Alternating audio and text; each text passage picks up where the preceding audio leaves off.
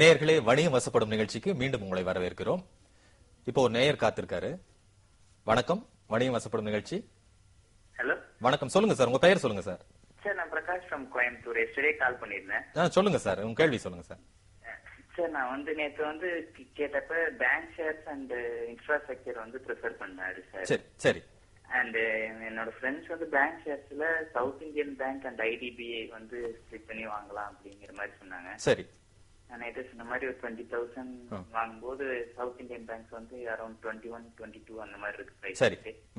And இது ரெண்டுலயும் invest பண்ணா returns ஒரு 2 இயர்ஸ் போது எவ்வளவு ரிட்டர்ன்ஸ் எதிர்பார்க்கலாம்? அண்ட் இல்ல அப்படி இன்ஃப்ராஸ்ட்ரக்சர்ல வேற ஏதாவது பண்ணலாமா அப்படிங்கிற மாதிரி கேட்டு. அதான் நேத்து வந்த நிபுணர் உங்களுக்கு இந்த ஸ்டாக் ரெக்கமெண்ட் பண்ணாரு. அதையும் கொஞ்சம் கொஞ்சமா வாங்க சொல்லிருப்பாருன்னு நினைக்கிறேன். உடனடியா யாருமே டம்ப் வாங்க சொல்ல மாட்டாங்க. மார்க்கெட் ட்ரெண்ட், பேங்க் செக்டார்ஸ் அந்த மாதிரி போங்கன்னாரு. சரி. இப்போ இது உங்களுக்கு எதுல புது முதலீடு பண்ணணுமா இல்ல பேங்கிங் ஷேரைய பத்தியே கேக்குறீங்களா? இல்ல இந்த ரெண்டு ஷேர்ஸ் பத்தி இன்வெஸ்ட் பண்ணலாமா இல்ல இது பண்ணா இதுல எவ்வளவு ரிட்டர்ன்ஸ் எதிர்பார்க்கலாம் 2 இயர்ஸ்லங்கிற மாதிரி. சரி சார், சரி சார், காத்துருங்க சார். நிபுணர் உங்களுக்கு தகுந்த விளக்கத்தை அளிப்பார் சார். உங்க பேங்கிங் ஷேர்ஸ் இன்ஃப்ராஸ்ட்ரக்சர் இன்னைக்கு டேட்ல இன்ஃப்ராஸ்ட்ரக்சர் பாட்டம்ல இருக்கு. அண்ட் இன்ஃப்ராஸ்ட்ரக்சர் வரதுக்கு சான்சஸ் நிறைய இருக்கு. இப்ப இன்ஃப்ராஸ்ட்ரக்சர் என்டர் பண்றது கொஞ்சம் வெயிட் பண்ணிட்டு என்டர் பண்றது ரெக்கமெண்டட்.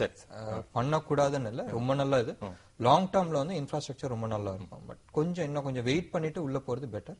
ஒன்னு. ரெண்டாவது பேங்கை பொறுத்த வரைக்கும் இவர் சொன்ன மாதிரி south Indian bank, IDBI bank இருக்கு. அதோட பெட்டர் இன்வெஸ்ட்மெண்ட் சொல்றது இன்னைக்கு டேட்ல பேங்க்ஸ்ல எடுத்துட்டா 3 பேங்க் ரொம்ப நல்ல பர்ஃபார்மன்ஸ்ல இருக்கு. டாப் பர்ஃபார்மன்ஸ் எடுத்துக்கிட்டா ஹெச்டிஎஃப்சி ரொம்ப நல்லா இருக்கு. ரெண்டாவது எஸ் பேங்க் ரொம்ப நல்லா போயிட்டு இருக்கு. எஸ்பிஐ இப்ப ரொம்ப நல்லா பிரைசிங்ல கிடைக்குது. 2000, 2500 ரூபாயில இருந்தது இப்ப 1000, 1500 ரூபாய் ரேஞ்சில இருக்கு. இட்ஸ் பெட்டர் டு என்டர் இந்த 3 ஷேர்ஸ்ல ஏதாச்சும் ஒண்ணு போறது பெட்டர்.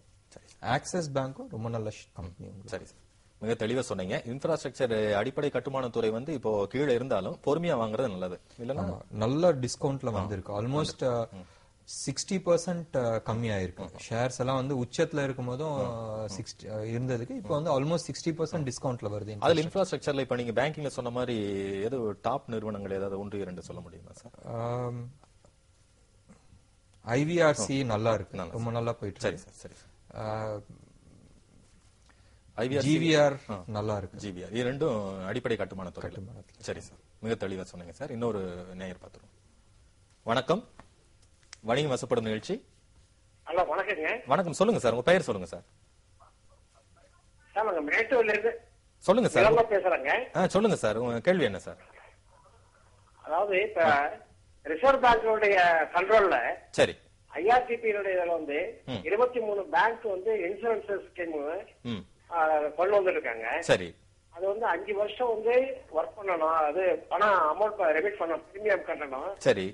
15 இயர்ஸ் கழிச்சுதான் அது மெச்சூரிட்டி எல்லாம் பண்ணி அமௌண்ட் மல்டிப்ளை ஆகி கொடுக்கறோம்ட்டு பண்றாங்க. சரி. அதெல்லாம் இன்வெஸ்ட் பண்ணாங்களா? ஓஹோ, நீங்க சொல்ற ஹேமலதாவோட அப்பாங்க சாருக்கு தெரியுங்க. சரி சரி சரி சரி சார். நீங்க சொல்றது அந்த வங்கியில அனைத்து வங்கிகளிலும் இந்த மெத்தட் இது கொண்டு வந்திருக்காங்க, இந்த திட்டம், அதுல பண்ணலாமான்னு கேக்குறீங்க? 23 வங்கிகள்ல இந்த இன்சூரன்ஸ் பாலிசில சரி சரி சரி ஐஆர்டிபி இதுல கன்கரன்ஸ் பண்ணிட்டு இருக்காங்க. அதுல முதலீடு பண்ணலாமான்னு கேக்குறீங்க? சரி சரி சார், சரி சார், கண்டிப்பா காத்துருங்க சார். நிபுணர் உங்களுக்கு தகுந்த விளக்கத்தை தருவாங்க.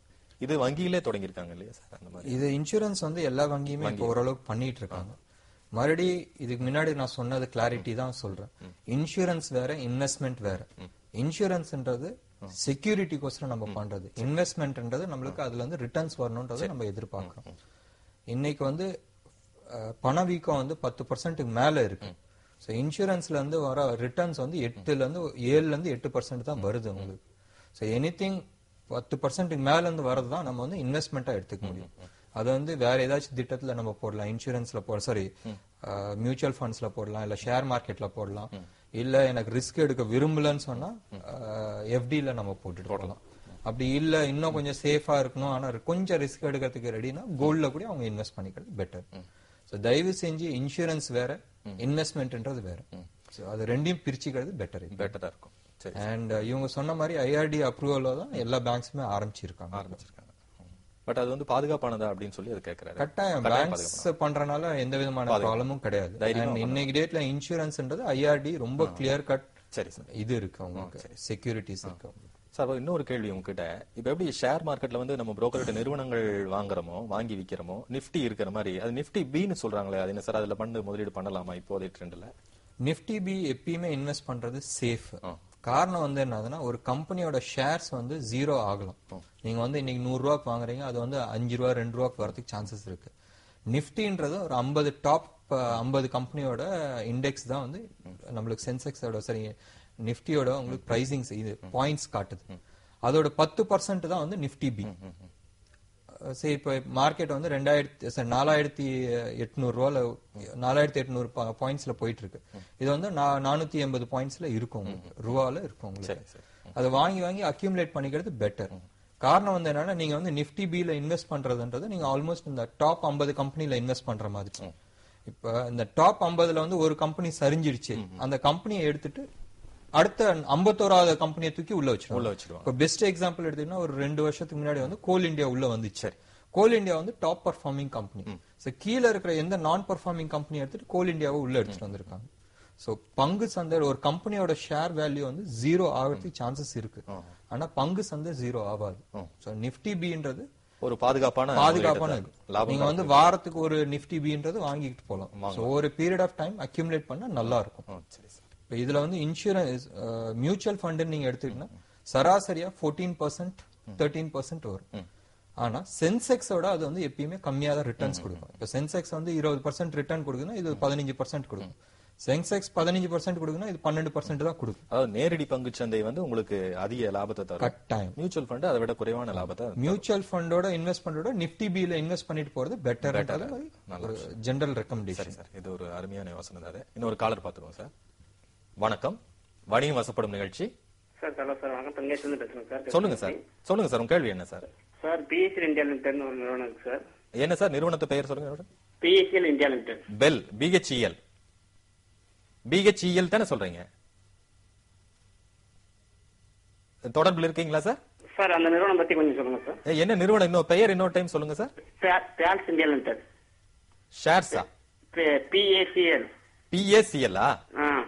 சரி சார், சரி சார், கண்டிப்பா நிபுணர் உங்களுக்கு தகுந்த விளக்கம் தருவார் சார். பிஏசிஎல் சார் அவங்க எந்த பேசிஸ்ல கேக்குறாங்கன்றது தெரியல. பிஎஸ்சிஎல்ன்றது லிஸ்டட் கம்பெனியா இல்ல இன்சூரன்ஸ் பத்தியா? இன்சூரன்ஸ்ல அது மாதிரி ஒரு கம்பெனி கிடையாது. அவர் என்னத்துக்கோசரம் அவர் கேக்குறான்றது டீடைல்ஸ் தெரியல. நீங்க அவர் வந்து அந்த நிறுவனத்து பெயரையும் அதை சொல்லி கேட்கும் போது நம்மளுடைய ரிசல்ட்ஸ் என்ன பர்பஸ்க்கோசரம் கேக்குறாங்கன்றது தெரிஞ்சுக்கிறது பெட்டர். அவங்க வந்து ஷேர்ஸ்ல வாங்குறாங்களா இல்ல வேற ஏதாச்சும் இன்வெஸ்ட்மெண்ட் பண்றாங்கன்னு தெரிஞ்சுக்கிறது பெட்டர். சரியான நிறுவனத்து பெயர் அதை நீங்க பார்த்துட்டு இன்னொரு முறை நீங்க முயற்சி பண்ணுங்க. இன்னைக்கோ நாளைக்கு அடுத்த ப்ரோக்ராம் முயற்சி பண்ணி கேளுங்க, தகுந்த விளக்கம் அளிக்கப்படும். இன்னொரு நேயர் காத்திருக்காரு. வணக்கம், வணிகம் வசப்படும் நிகழ்ச்சி. ஹலோ வணக்கம், சொல்லுங்க மேடம், உங்க பெயர் சொல்லுங்க மேடம். குட் மார்னிங் சார், என்னோட பேர் திவ்யாங்க. சொல்லுங்க மேடம். நான் திருப்பூர்ல கூப்பிட்டுறேங்க. சொல்லுங்க மேடம். HDFC ஸ்டாண்டர்ட் இன்சூரன்ஸ் இருக்குதுங்க சார். சரிங்க. அதுல வந்து நாங்க போன 3 இயர்ஸ் வந்து 50,000 அமௌண்ட் கட்டி இருக்குது. சரி. அது 20 இயர்ஸ் தான் அதோட மெச்சூரிட்டி டேட். சரி. ஆனா இப்ப பாக்கும்போது 150 கிடையாது, 1 lakh தான் இருக்குது. கம்மியாயி போயிட்டே இருக்குதுங்க. சரிங்க. சரி. நம்ம கடைசி டைம்ல அந்த எக்ஸ்பைரி டேட் டைம்ல நமக்கு அது பணம் ஏதாச்சும் கிடைக்குங்களா? சரி, கண்டிப்பா மேடம். நீங்க 3 வருஷம் கட்டிருக்கீங்க இல்லையா? 50,000 3 வருஷம் கட்டிருக்கீங்க. 50,000 லேக் இருக்குது. 50,000 இருக்குது. ஆனா இப்ப பாக்கும்போது 50,000 கம்மியாயி 1 lakh தான் இருக்குதுங்க. சரி சரி சரி. அதுக்கு கண்டிப்பா மேடம். HDFC நிறுவனம் இல்லீங்களா? HDFC இன்சூரன்ஸ்ங்க. சரி சரி. அதான் அது யூலிப் திட்டமா தான் இருக்கும். சார் கிட்ட தொடர்பான விளக்கத்தை கேட்டுடுவோம். மறுபடியும் பழைய இதுதான் நான் மறுபடியும் ரிப்பீட் பண்ணணும்னு நான் விருப்பப்படுறேன். யூலிப் பேஸ்ட் இன்வெஸ்ட்மெண்ட்னு சொன்னா மினிமம் 5 to 8 இயர்ஸ் மேல இருந்தா தான் நீங்க போட்ட காசோட ஜாஸ்தி கிடைக்கும். ஃபர்ஸ்ட் 2 வருஷத்துல வந்து கம்பெனியோட கமிஷன்ஸ் எடுத்துருவாங்க. ஸோ நீங்க போட்ட இன்வெஸ்ட்மெண்ட்டோட கம்மியா தான் இருக்கும். ஸோ நீங்க வந்து இன்வெஸ்ட் பண்ணலாம். சராசரியா அவங்களுக்கு வந்து 8 to 10% ரிட்டர்ன்ஸ் அதுல கிடைக்க சான்சஸ் இருக்கு. அப்ப அவங்க காத்திருக்கிறது நல்லது இல்லையா சார்? யூலிப் பேஸ்ட் இன்சூரன்ஸ் சொன்னாவே above 5 to 7 இயர்ஸ் இருந்தாதான் சேஃப். சரி, அதாவது ஒரு பொதுவான விதியை அவங்க வச்சுக்கணும். சரி சார், மிக தெளிவா சொன்னீங்க சார். இதுவரை எங்கள் நிலையத்துக்கு வந்திருந்து நேருடைய கேள்விகளுக்கு ஆலோசனைகளும் பதில்களும் மிக தெளிவா வழங்கினீங்க. உங்களுக்கு நேர்கள் சார்பிலும் கலைஞர் தொலைக்காட்சி சார்பிலும் மிக்க நன்றி சார். நேர்களே, நிகழ்ச்சியில் வழங்கப்பட்ட ஆலோசனைகளும் பதில்களும் உங்களுக்கு மிகவும் பயனுள்ளதாக இருந்திருக்கும் என்று நம்புகிறோம். உங்களுடைய இன்றைய முதலீடு வெற்றிகரமாக அமைய வாழ்த்துக்கள். மீண்டும் திங்களன்று சந்திப்போம். வணக்கம்.